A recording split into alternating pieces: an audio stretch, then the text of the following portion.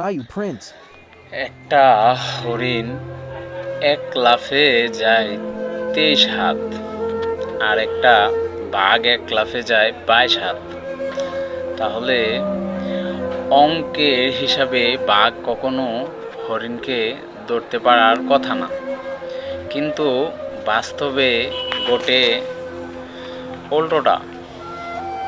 বাঘের হাতে হরিণ ধরাশায়ী এ কারণে কি জানেন? এর কারণ কিছুই না। হরিণ দৌড়াতে দৌড়াতে মাঝে মাঝে পেছন ফিরে তাকায়। বাঘের চেয়ে সে কতটা এগিয়ে গেছে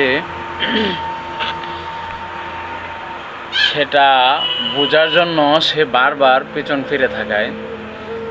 আর এটাই হরিণের জন্য কাল হয়ে দাঁড়ায়। পেছন ফিরতে গিয়ে এক লাফ কমলেই হরিণ একবারে 23 হাত পিছিয়ে পড়ে। ফলে হরিণ এক সময় ধরা পড়ে যায় বাঘের হাতে। এই জন্য জীবনে চলার পথে কখনো পিছনে তাকাতে নেই। জীবনে চলার পথে আপনার প্রতিদ্বন্দ্বী কি করছে না করছে এসব দেখার আপনার কোনো প্রয়োজন নেই।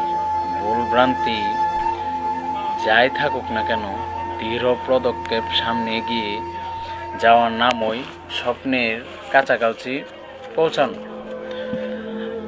আপনি আপনার লক্ষ্যে পৌঁছানোর চেষ্টা করুন, পিছনে তাকানোর দরকার নেই।